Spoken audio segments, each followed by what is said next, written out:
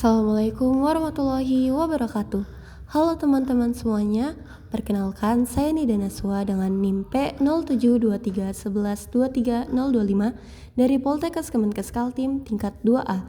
Pada video kali ini saya akan membahas sebuah topik mengenai mikroorganisme virus. Sebelum kita membahas lebih mendalam, kita harus mengetahui apa itu mikrobiologi pangan. Mikrobiologi pangan adalah salah satu cabang mikrobiologi yang mempelajari bentuk, sifat, dan peranan mikroorganisme dalam rantai produksi pangan, baik yang menguntungkan maupun yang merugikan, seperti kerusakan pangan dan penyebab penyakit bawaan pangan. Apa sih pentingnya mikrobiologi pangan? Mikrobiologi menjadi penting untuk dipelajari karena mikroorganisme ada yang dapat menyebabkan penyakit dan ada juga yang berguna untuk pangan, seperti dalam hal probiotik ataupun fermentasi. Sehingga dengan mempelajari mikrobiologi, kita dapat membuat makanan yang stabil dan efisien untuk proses pengolahan dan pengawetan pangan. Oke, selanjutnya ada tujuan dan ruang lingkup pembahasan. Dengan memahami mikrobiologi pangan, kita dapat memastikan bahwa produk pangan yang dihasilkan tidak hanya aman untuk dikonsumsi, tetapi juga memiliki kualitas yang baik dan stabilitas yang tinggi. Beberapa mikroorganisme seperti bakteriofag juga dipakai dalam bidang keamanan pangan karena virus ini mampu membunuh bakteri patogen. Berbeda dengan makhluk hidup lainnya, virus memiliki sifat hidup dan sifat mati, yang artinya virus dapat dikatakan makhluk hidup karena dapat memperbanyak diri dengan cara bereplikasi dalam tubuh inangnya dan memiliki asam nukleat berupa DNA ataupun RNA. Virus dikatakan benda mati karena virus dapat dikristalkan dan bersifat aseluler atau tidak memiliki sitoplasma, inti, dan organel sel. Nah teman-teman, virus memiliki ukuran tubuh yang sangat kecil sehingga tidak bisa terlihat dengan mata kita. Teman-teman dapat melihat gambar berikut untuk melihat perbandingan antara ukuran sel hingga organisme seperti manusia. Dari gambar, kita bisa melihat diameter virus berkisar antara 20 nanometer hingga 400 nanometer. Oleh karena itu, virus hanya dapat dilihat dengan mikroskop elektron. Wah, sangat jauh ya perbandingan antara ukuran virus dengan manusia. Nah, selanjutnya kita akan masuk pada bagian-bagian struktur virus. Struktur virus secara umum terdapat bakteriofag dan virus influenza. Pada bakteriofag, unsur-unsur penyusun tubuhnya terdiri dari kapsid, asam nukleat, leher, selubung ekor, serat ekor, papan dasar, dan jarum penusuk. Sedangkan pada virus influenza memiliki bagian berikut: protein membran, protein jarum, protein amplop, protein nukleokapsid, dan juga asam nukleat. Mari kita bahas lebih mendalam mengenai fungsi dari masing-masing struktur virus. Pada bagian luar kepala virus berisi kapsid, sedangkan pada bagian dalamnya berisi asam nukleat. Kapsid merupakan bagian pembungkus tubuh pada virus. Kapsid ini memiliki fungsi dalam memberikan bentuk tubuh virus serta melindungi virus dari kondisi lingkungan sekitarnya. Sedangkan asam nukleat merupakan substansi genetik yang memiliki fungsi dalam membawa kode pewarisan sifat. Nah, asam nukleat pada virus dapat berupa DNA ataupun RNA. Asam nukleat pada virus dikelilingi oleh subunit protein yang disebut juga dengan kapsomer. Virus dapat dikatakan sebagai virus DNA ataupun virus RNA tergantung pada asam nukleat yang menyusun genomnya. Struktur virus selanjutnya yaitu leher. Tidak semua virus memiliki leher.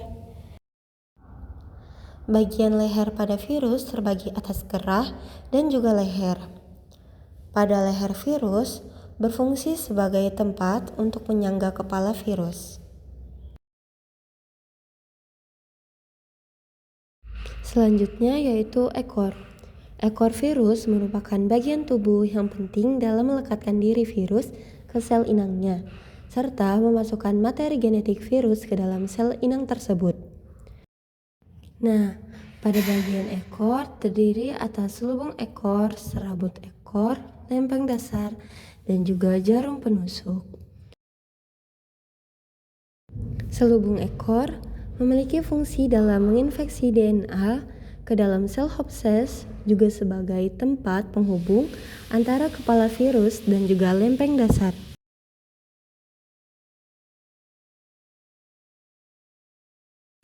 Sedangkan pada lempeng dasar memiliki fungsi sebagai tempat melekatnya serabut ekor dan juga jarum penusuk.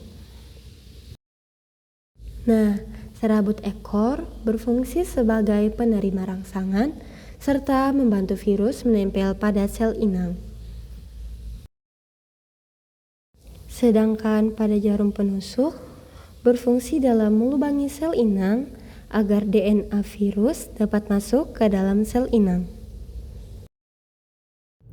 Nah, setelah kita mengetahui bagaimana struktur dan fungsi pada virus, mari kita simak video animasi bagaimana bakteriofag dapat menginfeksi bakteri. Pada langkah pertama, bakteriofag menempel pada permukaan sel bakteri.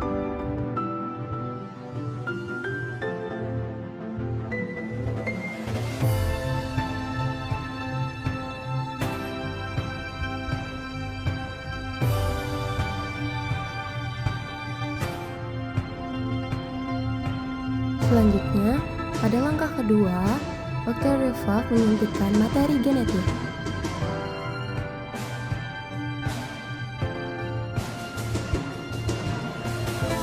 Pada langkah ketiga, biosintesis, replikasi DNA fag, dan lapisan protein fag dibuat menggunakan mesin sel bakteri.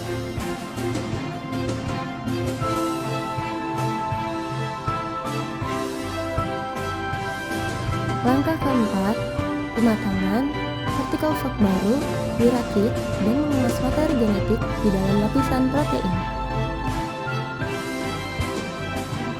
Pada tahap yang terakhir, yaitu langkah kelima, lisis, sel pecah dan melepaskan fag yang baru terbentuk.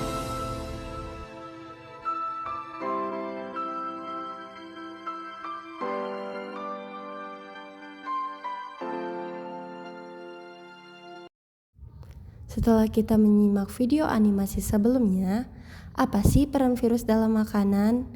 Nah, peran virus dalam makanan yaitu pada aplikasi mikrobiologi pangan banyak menggunakan bantuan mikroorganisme. Mikroorganisme yang digunakan untuk proses pengolahan makanan bisa berasal dari kelompok bakteri, virus maupun fungi. Contoh peran virus dalam makanan yaitu bakteriofag.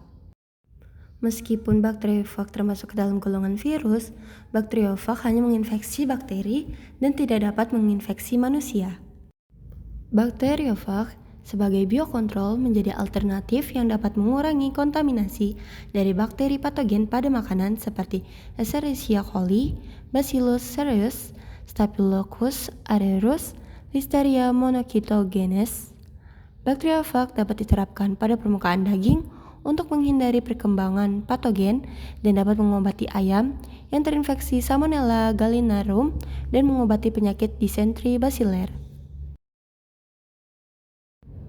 Dan yang terakhir, ada pun daftar pustaka yang saya gunakan pada pembahasan mikroorganisme virus. Yang pertama ada dari jurnal Avan Ghaffar dan Elsa Megasuryani yang berjudul Bakteriofag dan aplikasi dalam mengendalikan bakteri patogen untuk meningkatkan keamanan pangan.